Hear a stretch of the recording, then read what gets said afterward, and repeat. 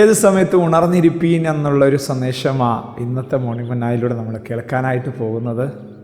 എന്തിനു വേണ്ടി ഉണർന്നിരിക്കണം നിങ്ങൾ ചിലപ്പോൾ ചോദിക്കും. കർത്താവിൻ്റെ വരവിന് വേണ്ടി ഉണർന്നിരിക്കണം. എല്ലാവർക്കും നല്ലൊരു ദിവസം. നമുക്ക് ഒരുമിച്ച് കർത്താവിൻ്റെ മുഖത്തേക്ക് നോക്കാൻ വളരെ ലളിതമായ ഒരു ചിന്തിക്കുവാൻ വചനത്തിൽ നിന്ന് ദൈവം നമുക്ക് തന്ന ഈ ഭാഗ്യത്തിന് നന്ദി നിറ ഹൃദയത്തോടെ പ്രാർത്ഥനയോടെ മത്തായിയുടെ സുവിശേഷം 25-ാം അധ്യായത്തിലേക്ക് കടന്നു വരാം. അതിൻ്റെ 4-ാമത്തെ വാക്യം, ബുദ്ധിയുള്ളവരോ വിളക്കോടുകൂടെ പാത്രത്തിൽ എണ്ണയും എടുത്തു. ഈ ഭാഗം നമുക്ക് നല്ലവണ്ണം അറിയാം അല്ലേ? ഇതെന്തുമായിട്ട് ബന്ധപ്പെട്ടുള്ളതാണ്? കർത്താവിൻ്റെ വരവുമായിട്ട് ബന്ധപ്പെട്ടുള്ള കാര്യമാണ്.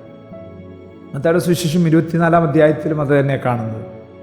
യേശു കർത്താവ് പറയുന്നുണ്ട്, 46 വർഷം കൊണ്ട് പണിത യഹൂദന്മാരുടെ ദേവാലയം കല്ലോട് കല്ല് ശേഷിക്കാതെ വണ്ണം നശിച്ചു പോകുന്നൊരു പ്രവചനം കർത്താവ് പറഞ്ഞിട്ട് ശിഷ്യന്മാരുമായിട്ട് തനിച്ചിരിക്കുമ്പോൾ ശിഷ്യന്മാർ സ്വകാര്യമായിട്ട് വന്ന് ചോദിക്കുന്നൊരു ചോദ്യമുണ്ട്. അതെപ്പോഴാണ് കർത്താവ് സംഭവിക്കുന്നത്? കാരണം അങ്ങ് പറഞ്ഞാൽ സംഭവിക്കുന്നത് ഞങ്ങൾക്കറിയാം. യഹൂദനെന്ന് പറയുന്ന അവിടെ ആലയത്തിൻ്റെ ആ പ്രൗഢിയിൽ ഊറ്റം കൊള്ളുന്നവരാണ്.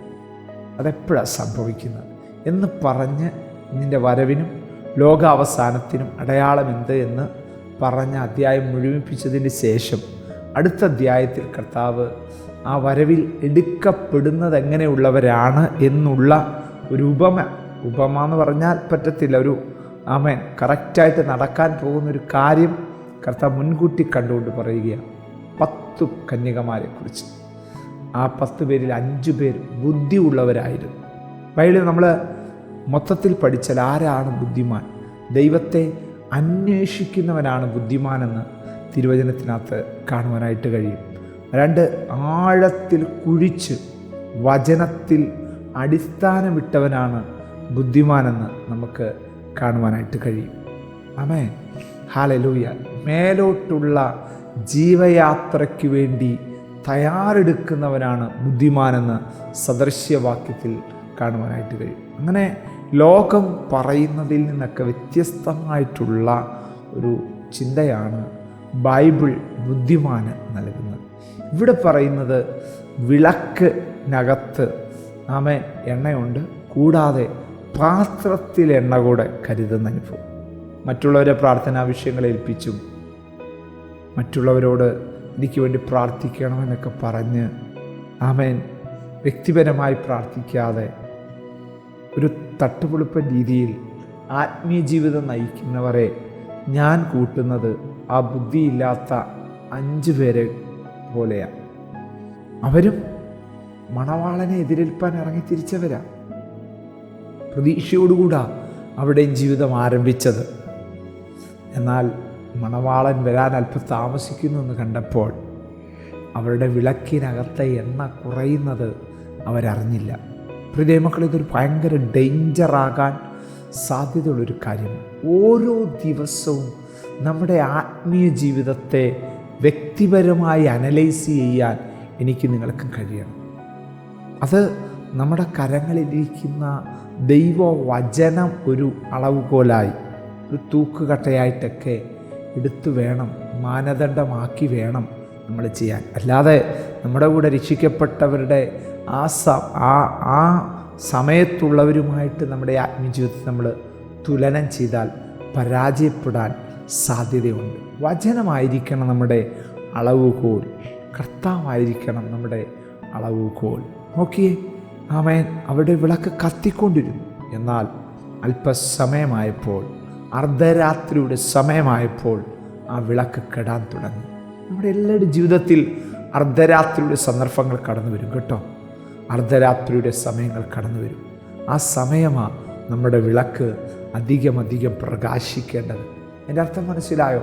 ജീവിതത്തിൽ ഇനി മുന്നോട്ട് പോകാൻ കഴിയത്തില്ല, ഇനി ഒരു നിമിഷം പോലും എനിക്ക് മുന്നോട്ട് നീങ്ങാൻ കഴിയത്തില്ല എന്ന് നമ്മൾ ചിന്തിക്കുന്ന സന്ദർഭങ്ങൾ കടന്നു വരും. ആ സന്ദർഭത്തിലും നമ്മുടെ വിളക്ക് കത്തിക്കൊണ്ടിരിക്കണം. നമ്മുടെ ആത്മീയ ജീവിതം പ്രകാശിച്ചു കൊണ്ടിരിക്കണം. ഹല്ലേലൂയ. കർത്താവ് വരും.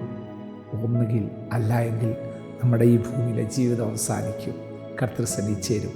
പക്ഷേ ബുദ്ധിയുള്ളവൻ മേലോട്ടുള്ള ജീവയാത്രയ്ക്കായി തയ്യാറെടുക്കും.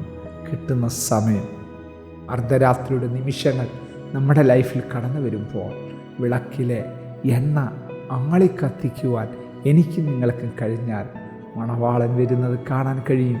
ഒരുങ്ങിയിരുന്നവർ, അവിടെ ഒരു പ്രത്യേക പദമുണ്ട്, ഒരുങ്ങിയിരുന്നവർ.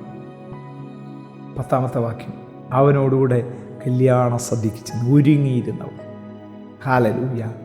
ഏത് നിമിഷമാ മണവാളൻ വരുന്നതെന്ന് 5 പേർക്ക് തിരിച്ചറിയാൻ കഴിയാതെ പോയി. എന്നാൽ അർദ്ധരാത്രിക്കും മണവാളൻ വരാൻ സാധ്യതയുണ്ടെന്ന് ആ ബുദ്ധിയുള്ളവർക്ക് തിരിച്ചറിയാൻ കഴിഞ്ഞു. അതുകൊണ്ടാണ് അവർ ഒരുങ്ങിയിരുന്നത്. നമ്മുടെ ശ്വാസത്തിന് ഗ്യാരണ്ടി ഇല്ല കേട്ടോ. മേലോട്ട് വലിക്കുന്ന ശ്വാസം താഴോട്ടില്ലെങ്കിൽ നമ്മൾ മണ്ണിന് വളമാണ്. പക്ഷേ വിൺമയമായ ഒന്ന് നമ്മുടെ അകത്തുനിന്ന് പുറത്തു വരും, നമ്മുടെ ഉള്ളിൽ നിന്ന് പുറത്തു വരും. ഒന്നുകിൽ നിത്യമായ പറുദീസയിലേക്ക്, അല്ലെങ്കിൽ നിത്യമായ യാതനാസ്ഥലത്തേക്ക്. എവിടെ പോകണമെന്ന് നമ്മൾ ചൂസ് ചെയ്യണം, തീരുമാനിക്കും. ബുദ്ധിയുള്ള കന്യകമാരെ പോലെ നിത്യതയ്ക്കായിട്ട് നമുക്ക് ചൂസ് ചെയ്യാം, തിരഞ്ഞെടുക്കാം. പിശാച് നമ്മളെ ചതിക്കരുത് കേട്ടോ, പിശാച് നമ്മളെ ചതിക്കരുത്. കർത്തൃകരങ്ങളെ ഏൽപ്പിച്ചു കൊടുക്കാം. ജയ ജീവിതത്തിനായിട്ട് ഒന്നുകൂടെ നമുക്ക് സമർപ്പിക്കാം. കരുണയുള്ള ദൈവമേ, സ്വർഗീയ പിതാവേ, നൽകി തന്ന നല്ല സന്ദേശം ഹൃദ്യമായിട്ട് ഞങ്ങൾ ഏറ്റെടുക്കുന്നു. ആഴമേറിയ പവർഫുള്ളായിട്ടുള്ള സന്ദേശമാണ്. ശാന്തമായിട്ട് അങ്ങ് ഞങ്ങളെ കേൾപ്പിച്ചത്. ഇതിനു മുമ്പിൽ എളിയനോടൊപ്പം സമർപ്പിക്കുന്ന പല പ്രിയപ്പെട്ടവരുണ്ട്. അവരുടെ സമർപ്പണത്തെ അവിടുന്ന് അംഗീകരിക്കണം. അതിനു മുമ്പിൽ അവർ ദൈവസന്നിധിയിൽ ഏൽപ്പിച്ചു കൊടുക്കുമ്പോൾ കർത്താവേ, അവരുടെ ജീവിതത്തിലെ ഇങ്ങോട്ടൊന്ന് ക്രമീകരിച്ച് അപ്പച്ചാ നിങ്ങളുടെ സന്നിധിയിലേക്ക് അടുക്കാൻ മുഖാന്തരമാക്കണം. യേശുവിൻ നാമത്തിൽ തന്നെ ആമേൻ. ബുദ്ധിയുള്ള കന്യകമാരെ പോലെ നമുക്ക് ഒരുങ്ങാം. God bless you. ദൈവം നമ്മെ അനുഗ്രഹിക്കട്ടെ. Praise the Lord.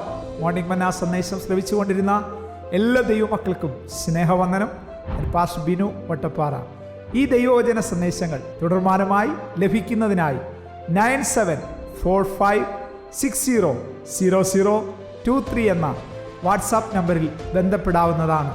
നമ്പർ ഒരു പ്രാവശ്യം കൂടി ആവർത്തിക്കുന്നു: 97 45 60 00 23.